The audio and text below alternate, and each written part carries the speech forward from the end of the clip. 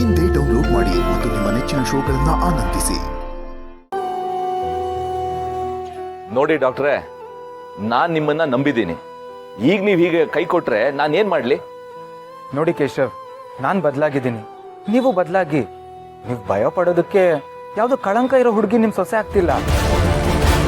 ನಿಮಗೆ ಸಿಗ್ತಿರೋದು ಅಪರಂಜಿ. ಅದು ಅಲ್ಲದೆ ನಿಮ್ಮ ಮಗ ಸುಮನ್ನ ಪ್ರಾಣಕ್ಕಿಂತ ಹೆಚ್ಚಾಗಿ ಪ್ರೀತಿಸ್ತಿದ್ದಾನೆ. ನಿಮ್ಮ ವೈಯಕ್ತಿಕ ದ್ವೇಷಕ್ಕೆ ಪ್ರೇಮಿಗಳನ್ನ ದೂರ ಮಾಡಬೇಡಿ. ಕೆಲಸ ಮಾಡ್ತೀನಿ ಅಂತ ಒಪ್ಕೊಂಡು ಕೊನೆ ಕೈ ಕೊಟ್ಟು ಈಗ ಈ ಉಪದೇಶ ಮಾಡ್ತಾ ಇದ್ದೀರಾ? ನೀವು ನನ್ನ ಬಗ್ಗೆ ಏನಾದರೂ ಯೋಚನೆ ಮಾಡಿ, ಆದರೆ ಮದುವೆನ ಮಾತ್ರ ನಿಲ್ಲಿಸಬೇಡಿ. ನಿಮ್ಮನ್ನ ನಂಬ್ಕೊಂಡು ನಾನು ಸುಮ್ಮನೆ ಕೂತಿಲ್ಲ ಮಿಸ್ಟರ್ ಜಗನ್. ಈ ಮದುವೆನ ಹೇಗ್ ನಿಲ್ಸ್ಬೇಕು, ಏನ್ ಮಾಡ್ಬೇಕು ಅನ್ನೋದು ನಂಗೆ ಚೆನ್ನಾಗಿ ಗೊತ್ತಿದೆ. ಏಯ್, ಒಂದ್ಸರಿ ಹೇಳಿದ್ರೆ ಅರ್ಥ ಆಗಲ್ವಾ ನಿಂಗೆ? ಸುಮಾ ನನ್ನ ಅಣ್ಣ ಅಂತ ಕರೆದಿದ್ದಾಳೆ. ಇವತ್ತಿಂದ ಅವಳು ನನ್ನ ತಂಗಿ ಥರ. ನನ್ನ ತಂಗಿ ಮದುವೆ ನಿಲ್ಲೋದಕ್ಕೆ ನಾನು ಬಿಡಲ್ಲ. ಒಂದು ವೇಳೆ ನೀವು ಕುತಂತ್ರ ಮಾಡಿ ಮದುವೆ ನಿಲ್ಸಕ್ಕೆ ನೋಡಿದ್ರೆ ಕಂಟಿ ಮಾಡಬೇಕಾಗಿರೋ ಕೆಲಸನ ಸುಮನ್ ಅಣ್ಣ ಆಗಿ ನಾನು ಮಾಡಬೇಕಾಗುತ್ತೆ. ಹುಷಾರ್.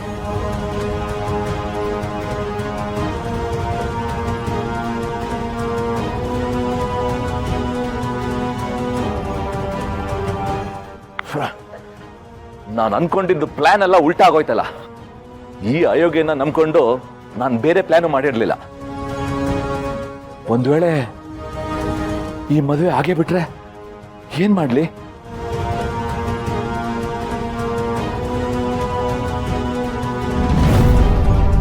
ನನ್ನ ಮಕ್ಕಳ ನನ್ನ ಜೀವನ ಹಾಳು ಮಾಡಿ ಇಲ್ಲಿ ನೆಮ್ಮದಿಯ ಮದುವೆ ಮಾಡ್ಕೊಡ್ತಿದ್ದೀರಾ?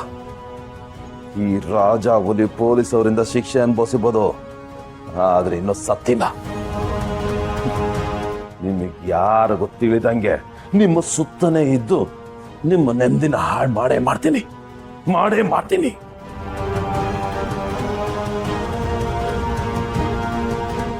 ಮಾಡದಿರೋ ತಪ್ಪಿಗೆ ಶಿಕ್ಷೆ ಅನುಭವಿಸಿದ್ದೀನಿ. ಈಗ ನಿಜವಾಗ್ಲೂ ತಪ್ಪು ಮಾಡ್ತೀನಿ. ಅದು ಏನಾಯ್ತದೋ ನೋಡೇ ಬಿಡ್ತೀನಿ.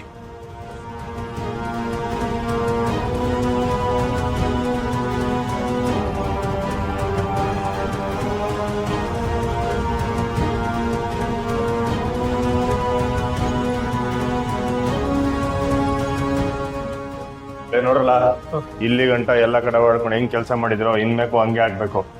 ಒಬ್ಬ ಅಡಿಗೆ ಕಡೆ ಇರಿ, ಇನ್ನೊಬ್ಬ ಅರೇಂಜ್ಮೆಂಟ್. ಯಾರಿಗೇನ್ ಬೇಕು ಏನ್ ಬೇಡ, ಊಟ ತಿಂಡಿ ಎಲ್ಲಾ ಕಡೆ ಗಮನ ಇರ್ಬೇಕು, ಸರಿನಾ? ಅಣ್ಣ ಅದೇನು ತಲೆ ಕೆಡ್ಸ್ಕೊಬೇಡ. ಬೆಳಿಗ್ಗೆ ತಿಂಡಿಗೆ ಮಧ್ಯಾಹ್ನ ಊಟಕ್ಕೆ ಎಲ್ಲ ಸಾಮಾನು ತಂದು ಹಾಕಿದೀವಿ.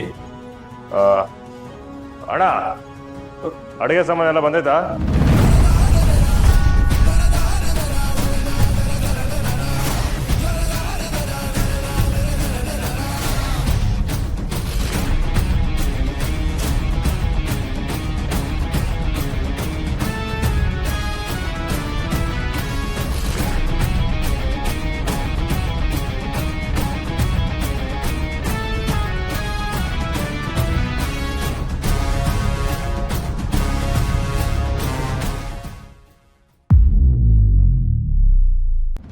ಅಯ್ಯೋ, ಹಂಗಾರ ಅವತ್ತು ಪುಟ್ಟಕ್ಕ ಡಾಕ್ಟ್ರಪ್ಪನ ಮದ್ವೆ ಕರಿಯೋಣ ಅಂದಾಗ ಇದಕ್ಕೇನ ನೀವು ಬ್ಯಾಡ ಅಂದಿದ್ದು? ಹೌದು ರಾಜವ್ವ. ಆದ್ರೂ ಸಾನ ತಿಳಿದವಳಾಗಿ ನೀನ್ ಹಿಂಗ್ ಮಾಡಬಾರ್ದಾಗಿತ್ತು ಬಿಡು. ಅಲ್ಲ, ಈ ವಿಷಯನ ನೀನ್ ಅವತ್ತೇ ಹೇಳಿದಿದ್ರೆ ಪುಟ್ಟಕ್ಕ ಡಾಕ್ಟ್ರಪ್ಪನ ಮನೆ ಒಳಗಡೆ ಬಿಟ್ಕತಾನೆ ಇರ್ಲಿಲ್ಲ. ಅವ್ನು ಅವತ್ತು ಮಾತಾಡಿದ್ ನೋಡಿ ನಿಜವಾಗ್ಲೂ ಅವ್ನು ಬದಲಾಗಿದ್ದಾನೆ ಅಂತ ಅನ್ಕೊಂಡ್ವಿ. ಹುಟ್ಗುಣ ಸುಟ್ರು ಹೋಗಲ್ಲ. ಅವ್ನು ಬದಲಾಗವನಂತ ಹೆಂಗವಿ ಅನ್ಕೊಂಡೆ? ಈಗಲೂ ನಮ್ಮ ಗೌರವ ಅವ್ರ ಮಗ ಹಿಂಗೆಲ್ಲ ಮಾಡ್ತಾನೆ ಅಂದ್ರೆ ನನ್ನ ಕೈಲಿ ನಂಬಕ್ಕೆ ಆಯ್ತಿಲ್ಲ ಕನ್ಸಿರಿ.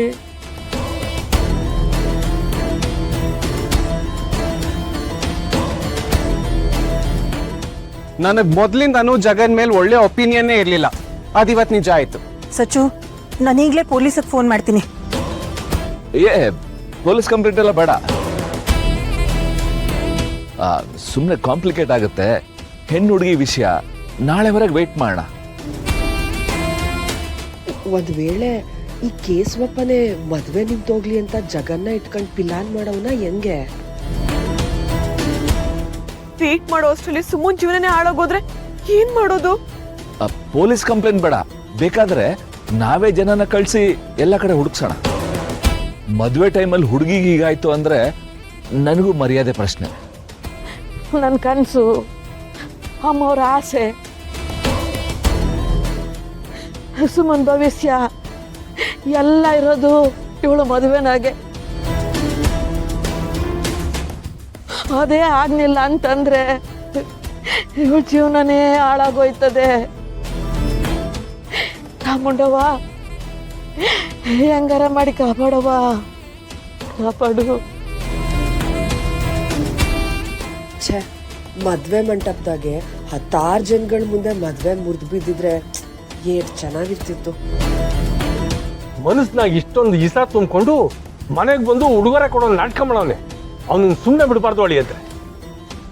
ನಾನು ಆ ಜಗನ ಸುಮ್ಕೆ ಬಿಡಕ್ಕಿಲ್ಲ. ಅವನು ಎಲ್ಲೇ ಇದ್ರೂ ಹುಡುಕಿ ಸುಮ್ಮನೆ ಕರ್ಕೊಂಡ್ಬರ್ತೀನಿ.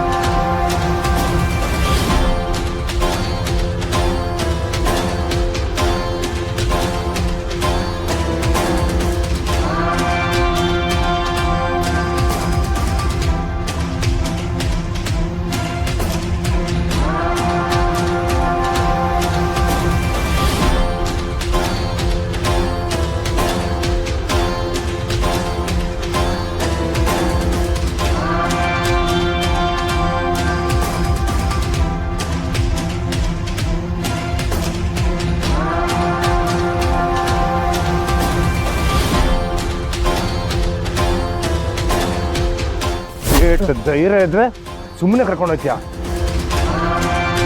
ಮಳ್ಳನ್ ತರ ಇದ್ದು ಮನೆ ಹಾಳು ಮಾಡೋ ಕೆಲಸ ಮಾಡ್ತೀಯ. ನಮ್ಮ ಮಾತ್ರ ಸುಮ್ಕೆ ಬಿಡಲ್ಲ. ಸುಮ್ಕಿರೆ.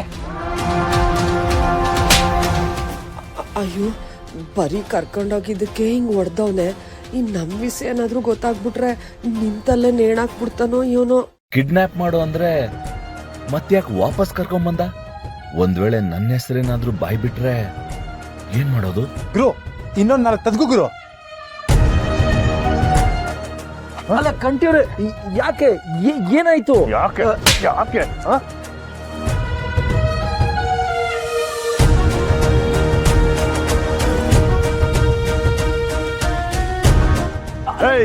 ನಮ್ಮವ್ವನ ಹೆಸರು ಇಂಥ ಕೆಲಸ ಮಾಡ್ತೀಯ ನೀನು?